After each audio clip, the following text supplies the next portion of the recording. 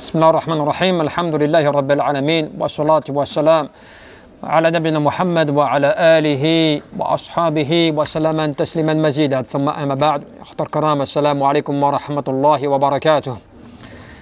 Inch'Allah, nous allons aborder un verset, Inch'Allah. Ce verset va renvoyer à une petite histoire qu'il est intéressant de méditer. Allah subhanahu wa ta'ala, dans le Coran, il nous rappelle وَاتْلُ عَلَيْهِمْ نَبَأَ الَّذِي آتَيْنَاهُ آيَاتِنَا فَانْسَلَخَ مِنْهَا فَأَتْبَعَهُ الشَّيْطَانُ فَكَانَ مِنَ الْغَاوِينَ.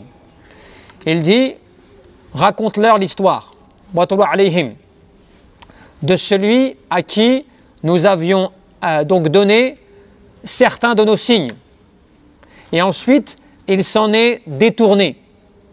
Et il a suivi Satan dans ce à quoi il l'appelait, dans sa suite, dans ce à quoi il l'appelait, et il a été ainsi du nombre des égarés ou des perdants. Et donc, à travers cela, ce verset nous renvoie en fait à une histoire, et qui est l'histoire de Bal'am ibn Ba'ura, qui était en fait un homme à l'époque de Moussa alayhi salam. C'était quelqu'un qui avait une science extrêmement importante. Allah Azza wa Jalla lui avait donné l'ilm, la connaissance. Et surtout, il lui avait donné, de ce que l'on dit, la connaissance, l'ilm de Ism al-A'dam, c'est-à-dire les grands noms ou les noms suprêmes d'Allah subhanahu wa ta'ala. Au point que lorsqu'il invoquait Allah, ses invocations étaient exaucées. Et Moussa alayhi salam l'avait envoyé afin qu'il fasse ad-da'wa, un prêche, on dit aux gens de Madian. Notamment, en fait, on dit à la communauté des géants. Il l'avait envoyé là-bas afin qu'il les prêche, Allah subhanahu wa ta'ala, selon, bien sûr, les règles de Moussa alayhi salam. Et lorsqu'il est arrivé là-bas, il arrivait en fait auprès d'une communauté qui était des gens qu'il connaissait, qui étaient de sa communauté. Et donc, ils ont commencé en fait à le soudoyer en fait, à essayer de le détourner de la vérité sur laquelle il était. Au point que ils lui ont dit, voilà, invoque contre Moussa, parce qu'il vient à nous, il va venir à nous avec son armée, avec son peuple, donc protège-nous de lui, et ainsi de suite. Et lui, il a dit, jamais, comment tu veux que je vais te protéger de Moussa alayhi salam, qui est Nabi Allah, non, un prophète d'Allah subhanahu wa ta'ala. Je vais moi invoquer contre lui et son peuple, et tu veux que de cette manière, je perde ce bas monde et l'au-delà. Et eux, qu'est-ce qu'ils ont fait? Ils ont insisté, ils ont essayé de lui offrir vraiment des présents, des cadeaux, des choses comme cela. Bref, ils ont fait le maximum. Au début, il refusait. Il était contre tout cela. Et ensuite, فَانْسَلَخَ مِنْهَا فَأَتْبَعَهُ الشَّيْطَانُ فَكَانَ مِنَ الْغَاوِينَ. Mais à un moment, il a faibli, comme tout être humain. Les êtres humains, de manière générale, ils peuvent être forts, ils peuvent être solides face aux tentations, face aux désirs, mais ça reste un être humain. C'est pour cela qu'on t'interdit des fois certaines choses. On ne te l'interdit pas parce qu'on pense que tu n'es pas capable de les supporter. Non, c'est pas cela. On t'interdit certaines choses en islam, c'est parce que tu es un être humain et il se peut qu'à un moment tu flanches. Et les gens ne comprennent pas cela. Non, moi je suis fort, moi. Alhamdoulilah, moi je connais le din, moi. Alhamdoulilah, moi j'ai les preuves, je suis quelqu'un de solide. Non, moi, on ne me la fera pas à moi. Et ainsi de suite. Donc tu crois, toi, que tu es supérieur. Alors que tu ne te rends pas compte que cela, ça fait partie des stratèges de Shaitan qui te fait croire que tu es capable de surmonter, de surpasser, de te défendre, de te protéger. Tu vois? N'est-ce pas? Donc c'est pour ça qu'en islam, il y a des règles, il y a des hakam, il y a des fondements qui te permettent de te protéger de ce qui peut te causer du tort.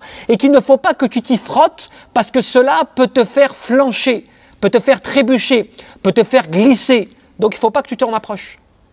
Et donc lui forcément a été tenté au fur et à mesure, des choses qu'on lui donnait, qu'on lui proposait, surtout parce qu'il avait un statut noble.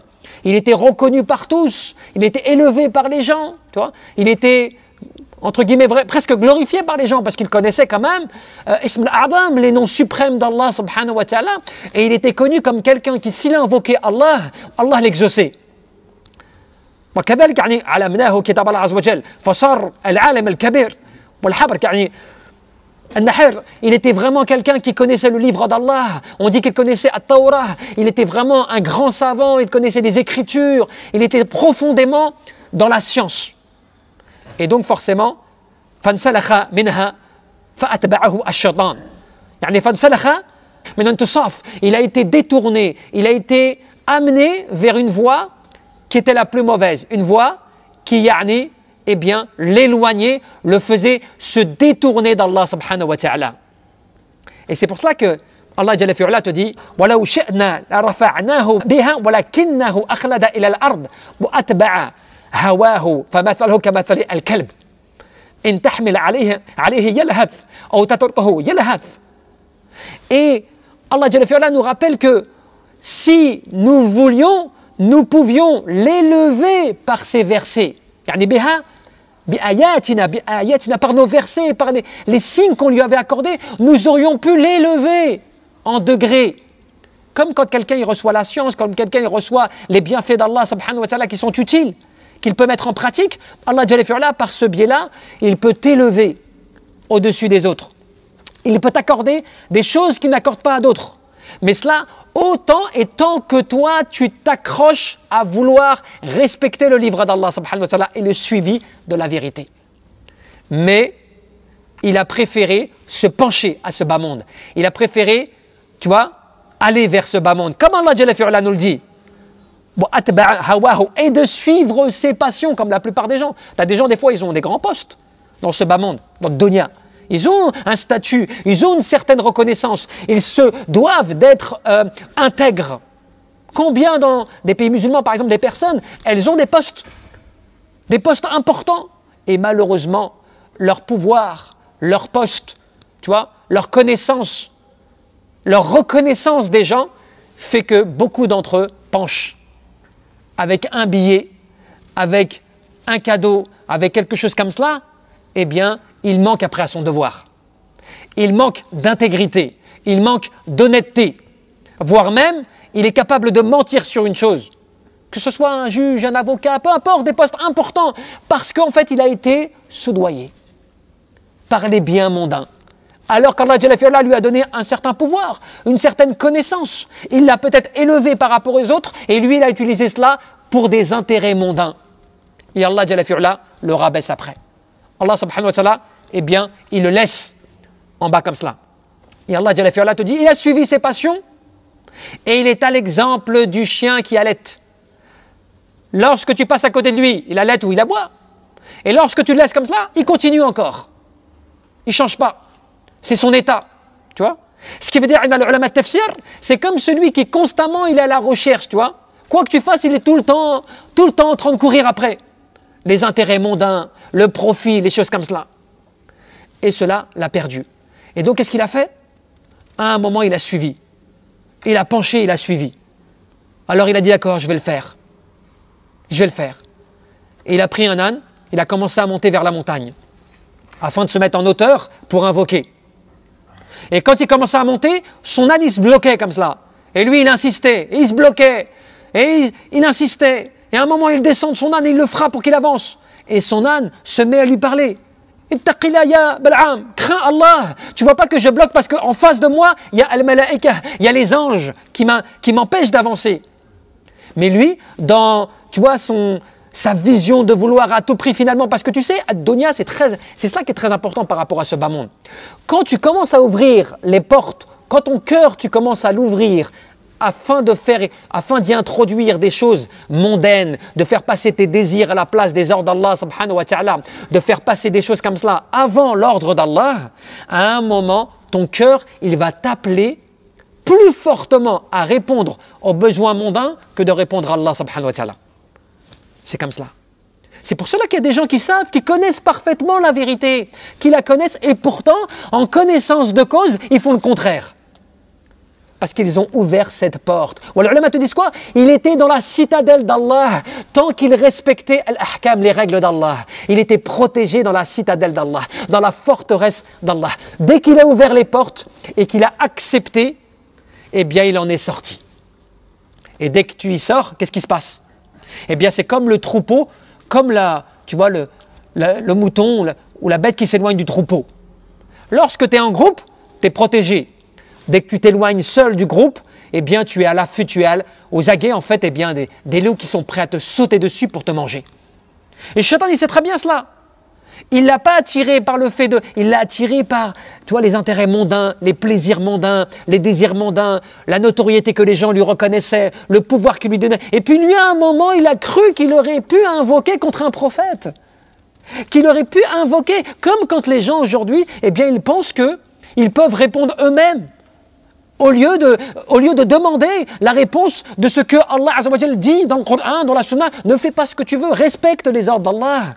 Reviens à ce que Allah subhanahu wa ta'ala te dit. Quand toi tu as un problème par exemple, chez toi ou dans ton couple, ou peu importe, et que tu juges toi-même, tu suis tes passions, et tu sais que ta passion elle t'emmène loin.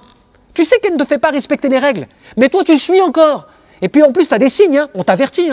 Attention, tu vois bien que c'est pas bien ce que tu fais là. Regarde là, tu es en train de faire des choses graves qui peuvent détruire ton couple, qui peuvent détruire ta famille, qui peuvent t'éloigner toi, loin d'Allah subhanahu wa ta'ala. Prends garde au chemin que tu empruntes. Et les personnes ne voient plus rien. C'est comme si elles n'entendaient plus rien. Parce que la passion, tu vois, donc a endormi son cœur. Et donc il suit. Et donc lui, il a cru cela aussi. Il est monté, il a forcé, la bête n'a pas voulu monter, il est monté quand même, et il a commencé à invoquer. Mais lorsqu'il invoquait, il demandait, et lorsqu'il invoquait, Allah Jalla fi'ala a fait que sa langue, eh bien, à chaque fois, elle fourchait. Au lieu d'invoquer contre Moussa, il invoquait contre son peuple. Et lorsqu'il a demandé, il demandait le bien pour son peuple, en fait, il le demandait pour Moussa alayhi salam. Subhanallah. Et il a insisté et ça se reproduisait. Au point que son peuple, on commence à dire, Ya Bal'am, qu'est-ce que tu fais, subhanallah, qu'est-ce que tu fais, tu es en train d'invoquer contre nous. Au lieu d'invoquer pour nous et contre Moussa, tu fais le contraire. Et lui, il fait, Taqullah, craignez Allah. Vous voyez pas que c'est Allah qui décide cela? J'ai aucun pouvoir à cela. Et quand il a voulu quand même, alors qu'il était borné, il a voulu, Allah Jalla fi'ala, on dit que sa langue, il l'a fait tomber, wal'iyadu billah, sur sa poitrine, comme cela. Bloqué, au point qu'il a maudit son peuple. Et il a fait dua pour Moussa alayhi salam. Et ensuite, après, il a dit, voilà ce à quoi vous m'avez amené, que je craignais le plus. Vous m'avez fait perdre ce bas monde et l'au-delà. Et Allah Jalla fi'ala, on dit, il lui a retiré l'ilm, la connaissance, la science. Et qu'après, il est tombé dans l'oubli, qu'il ne connaissait même plus les noms d'Allah, subhanahu wa ta'ala. Ses invocations, bien sûr, n'étaient plus exaucées, ainsi de suite. Et donc, les ulama, qu'est-ce qu'ils te disent? Pourquoi tu dois comprendre cette histoire? Pourquoi tu dois, comme quand Allah Jalla fi'ala te dit, faqsus al-qasas la'allahum yatafakkarun. Raconte-leur ces récits, afin que peut-être, eh bien, ils en tirent profit et qu'ils réfléchissent. Eh bien, les ulama te disent quoi? Ils te disent, les savants, cette histoire, elle t'apprend que lorsque toi, tu bénéficies d'une chose qui est une grâce d'Allah, une connaissance d'Allah, que tu as une certaine chose comme cela, eh bien, tu ne dois pas l'utiliser à l'encontre de ce pourquoi Allah Azza wa Jal te l'a accordé.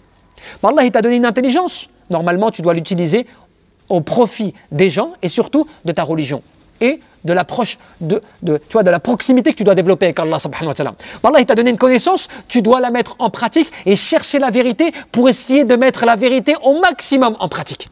Et ainsi de suite. Mais quand tu sais cela et tu commences à faire au contraire de cela, au profit de ce bas monde, ou bien que tu apprends la connaissance pour l'argent, tu apprends la connaissance pour qu'on dise de toi que tu es un alim, que tu apprends le Coran pour dire « Ouais, ta vie connaît le Coran », ou ainsi de suite, eh bien tu seras perdant dans ce bas monde et dans l'au-delà.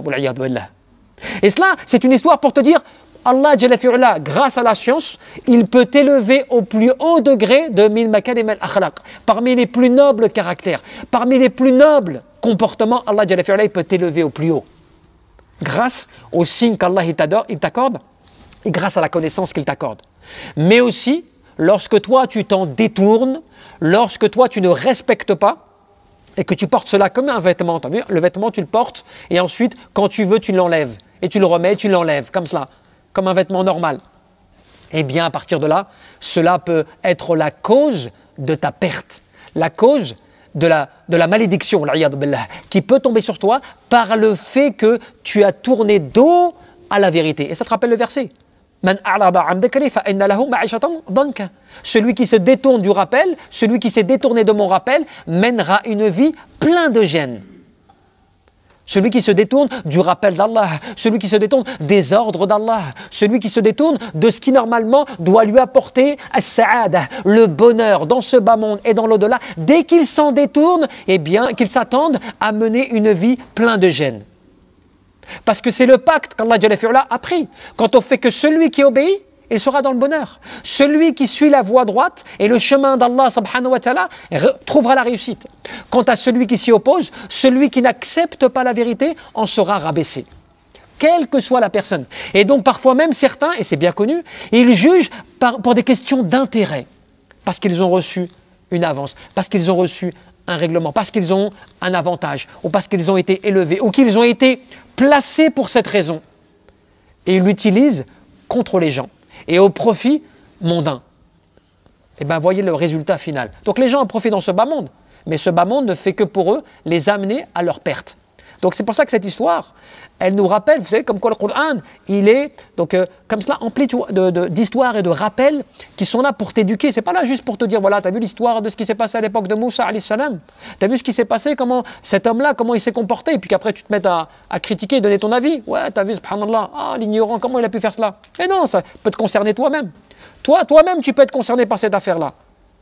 Quand tu connais, il y a des gens qui, c'est des choses, c'est la vérité. Il y a des gens, tu peux savoir une chose, et du jour au lendemain, tu vas t'opposer à cette chose. Tu vois, comme cela, tu ne sais même pas pourquoi. Tu as suivi tes passions. Et tu vois dans ces versets, Allah te souligne le fait, qu'est-ce qui a amené à cela? C'est le fait que tu as suivi les pas de Satan. Tu as suivi les appels, tu as répondu aux appels de Satan et tu as suivi tes passions. Parce que Shaitan, il t'appelle à cela, il t'appelle à suivre tes passions. Quand il t'inspire comme cela, quand il te met des ambiguïtés, c'est qu'il t'appelle à suivre tes passions. Fais ceci, fais cela, n'écoute pas ceci, écoute cela. Tu vois, dis ceci, dis cela, pense comme ceci, pense comme cela. En fait, il te pousse à répondre à tes appels de ce qu'il y a au fond de toi-même, de ton ego. Lui, il t'insuffle des choses, mais ce n'est pas lui qui te prend par la main et qui te dit « vas-y, prends ». C'est toi après qui décide. C'est pour ça que tu es responsable de tes actes. Même si lui t'a appelé à cela, et qu'il en est aussi responsable, mais toi, tu es responsable de ce que tu as fait et de ce que tu as dit, parce que tu as répondu à ces appels au lieu de les combattre. C'est pour ça que le prophète te disait Jihadul Akbar, Jihadul Nafs. Le plus grand des combats, la plus grande des luttes, eh bien, c'est la lutte contre ton propre ego, contre ta propre personne, de ce à quoi elle t'appelle constamment, à contredire l'ordre d'Allah subhanahu wa ta'ala et de son prophète. Allahu a'lam, tabaraka wa ta'ala, an yarzuqana al-ikhlas fil qulub wal amal wan niyya.